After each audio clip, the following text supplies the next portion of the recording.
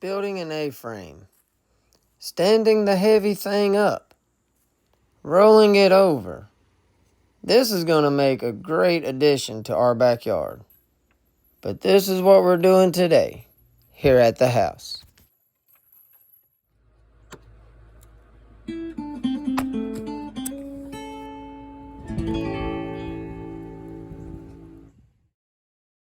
After getting a truckload of materials and then unloading everything under the pecan tree, I'm just going around scattering everything out and getting everything ready for the project.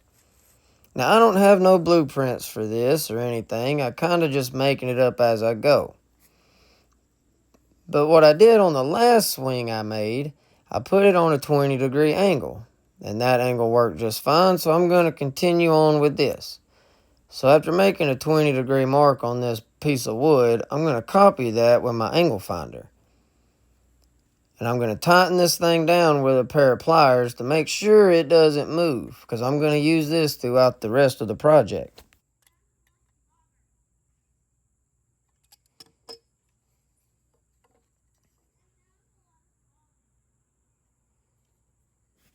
Moving into my shop now, I have to cut these 4x4s on their side, cutting it from the corners. It's kind of weird, but I need my 12-inch miter saw to make these cuts. So using my angle finder, I'm going to set the blade on there at 20 degrees and then make my cuts. Trying to do this with a skill saw is really hard. So if you've got a big miter saw, I recommend it if you want pretty cuts.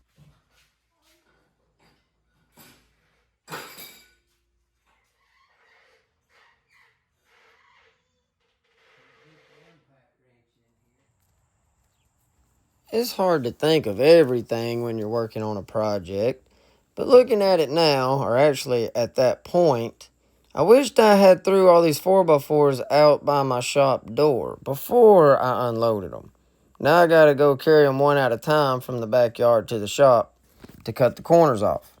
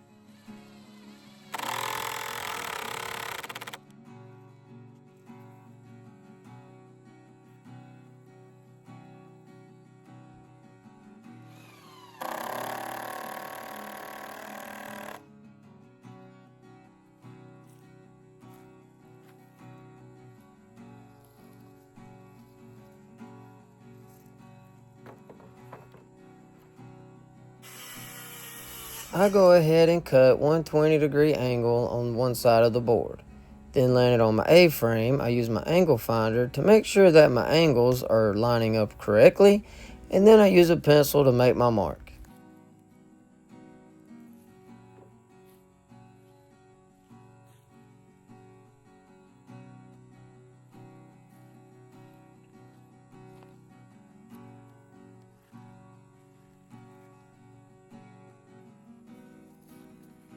Now this won't make any sense. I know this frame isn't square, but I'm going to check it and make sure that it is square, and it ain't trying to run all anti-goggle, because I'm going to use this as a pattern to lay out the next A-frame. So if I get this one right, I know the other one will turn out just the same.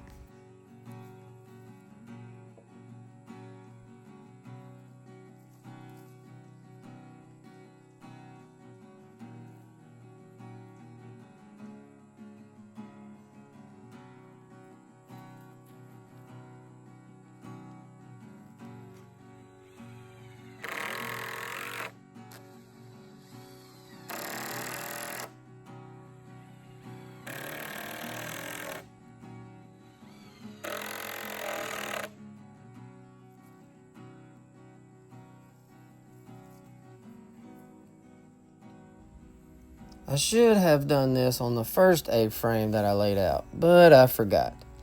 I need to add a board in the center of this thing. So after measuring halfway, I get my angle finder and make 20-degree marks, which is going to make the board run straight when you stand it up. So halfway, 71 inches, I'll count over 1, 2, and 3/4. Then I'll measure over 1, 2, and 3/4, and that'll give me 5.5 inches.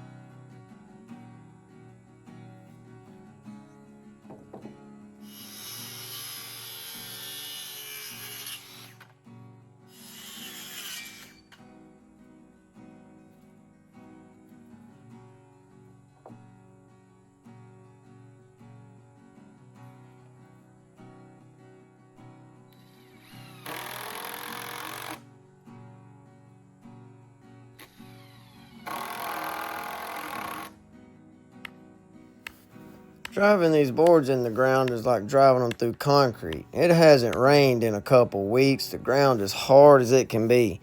So I'm using this little board kind of like a pilot hole. Just going to drive it in there a little bit and wiggle it around and waller the hole out. And hopefully that's going to make driving a 2x4 in the ground a little bit easier.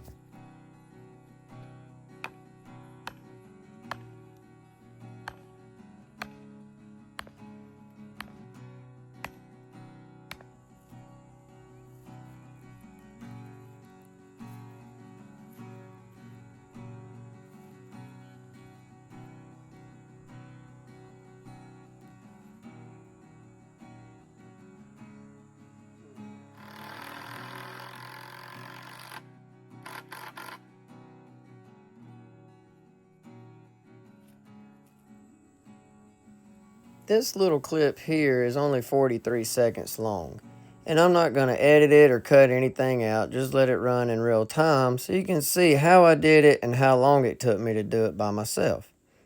Only thing I wished I had done different was hang my impact off my back pocket.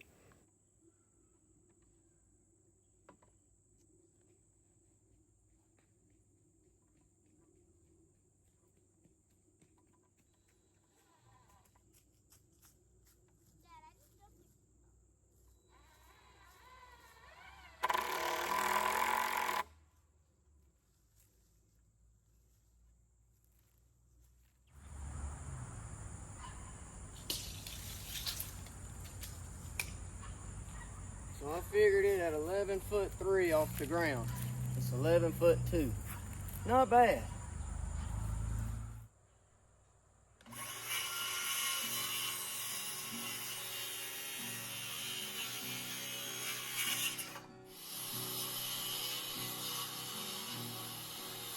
Making the headers, I'm just going to cut angles on both ends of the boards. They're 10 foot long, and then just barely screw them together, one screw on each side. I need to run them down my table saw and once again rip a 20-degree angle all the way down these boards. So to keep from having to dodge screws with my table saw, I'm just putting a minimum amount of screws in there, just enough to hold it together.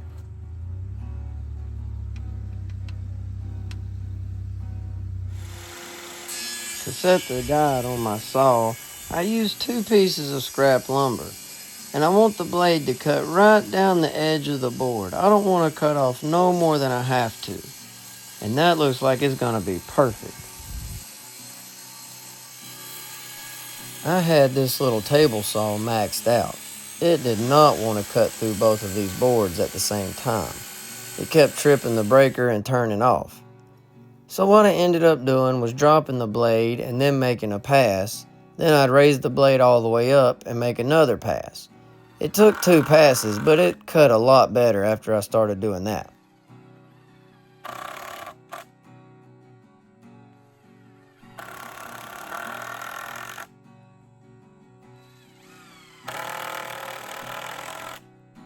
Now my daddy asked me a very important question. He said, "Why can't you just cut them one at a time without screwing them together?"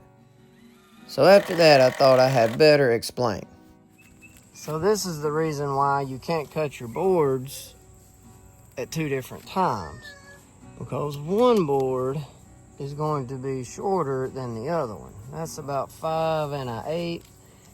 And then this one is going to be about 5 13/16. Of course, you can't see it really good from this angle, but that's 5 13/16. Now, I'm sure you can do the math on that and figure out how to cut them so they'll plane out evenly. But the easiest thing I knew to do was just screw them together and run it through the bandsaw at one time.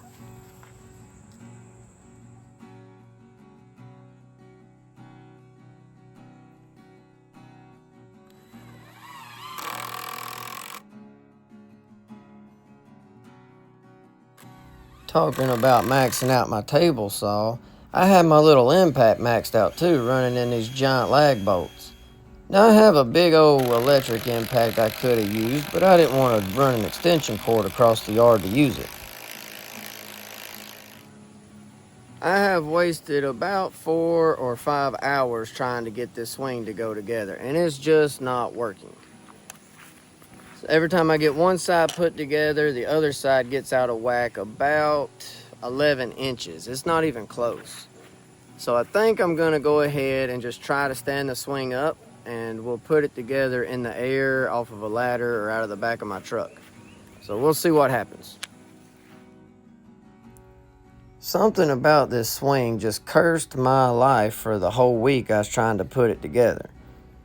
I could not get any of my joints to fit together nice and smooth or flush. Get one side together and the other side would get off. So finally, by just standing it up, I was able to move the legs around a lot easier that way. And that ended up getting a lot of the joints to close up, and it looked a lot better. Getting the frame ready to stand up, I temporarily screwed some braces on there. I know that the legs are going to want to squeeze together when I pull on it, so I need something to keep it from folding up on itself and breaking apart.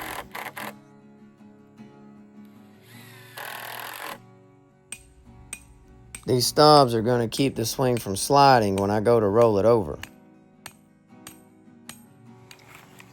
Now, as far as flipping the swing over, what I've got going on here is a rope tied to the back of my truck with a pulley tied to the swing set, which is anchored down, with the rope running under my truck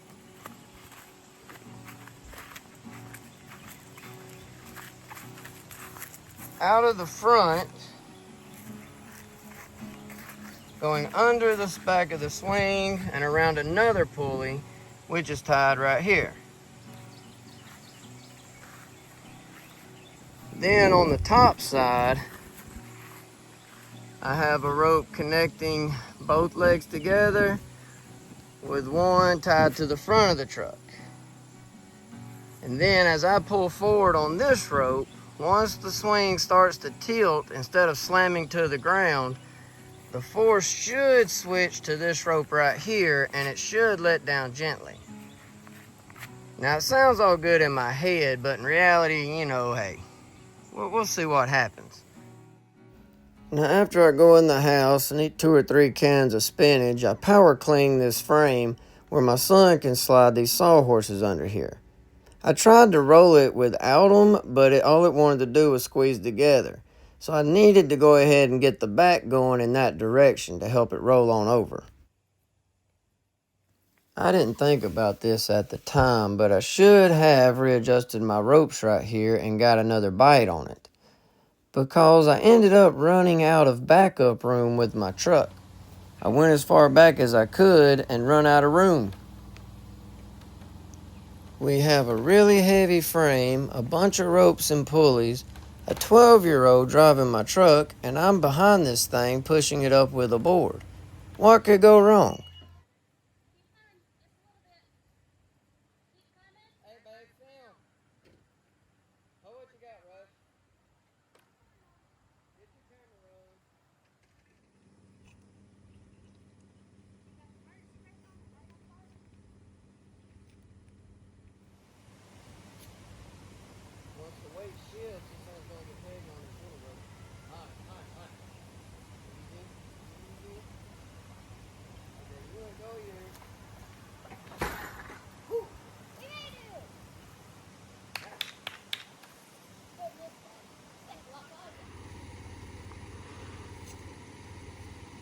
weight shifts, this thing's gonna get heavy on the tool.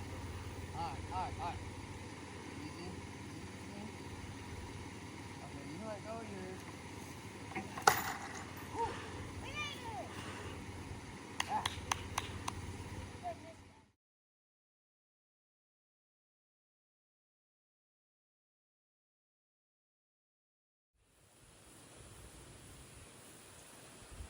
This is a brand new rope. Never even been pulled on? Yeah. Let me see.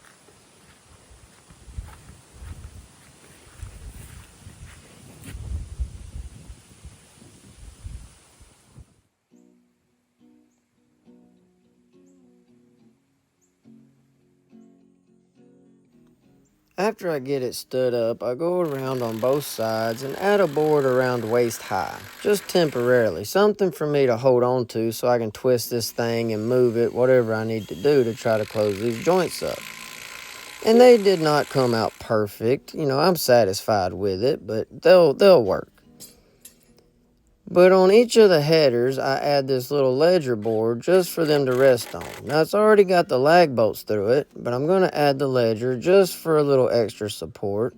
But then coming in through the ends of the headers is going to be 9 wood screws. Now, if this thing was to fall with somebody sitting on it after all that I've put on here, all I can say is it's probably not going to be the swing's fault at that point. You know what I mean?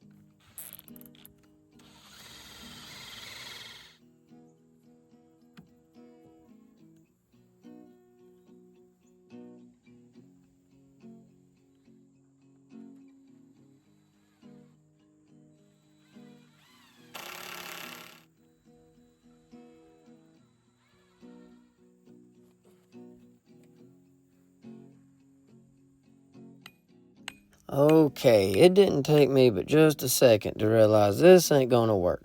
Every time I hit it, it bounces away. But I remember what I did on the last swing that I built. I used a C-clamp to hold it in the corner.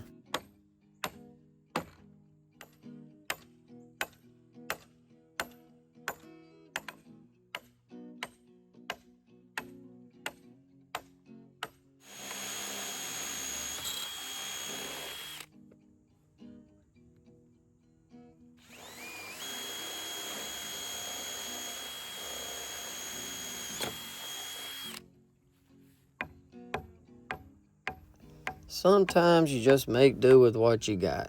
I don't have a hammer with me right now, and I don't want to walk up to the shop and go get one.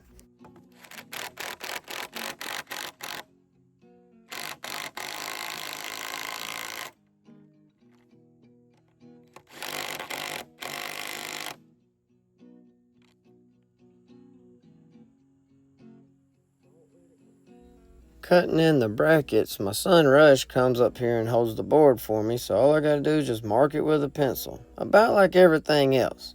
Just let up there and mark it, and the angles will normally turn out just right. But with this swing, hey, it's a toss-up. I've been fighting this thing since day one.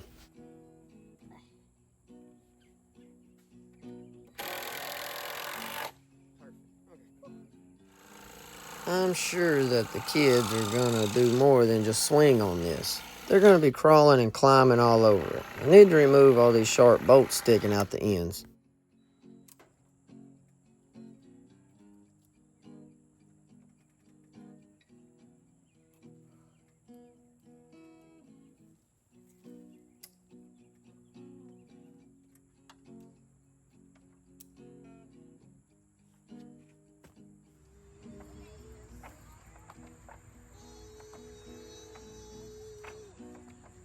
This is a pretty good test run, but I still need to add a little more bracing around the bottom, and the chains, even though I added the extensions, are still not long enough.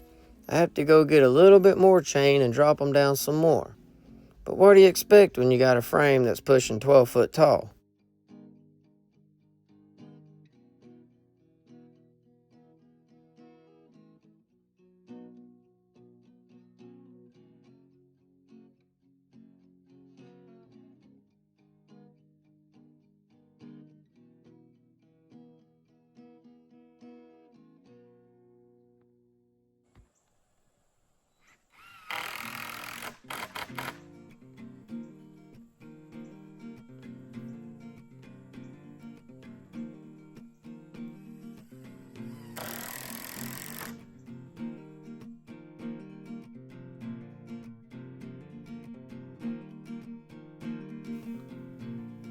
What started this whole idea was I was sitting on the other swing set I built for the kids, and I realized how much fun it was to swing.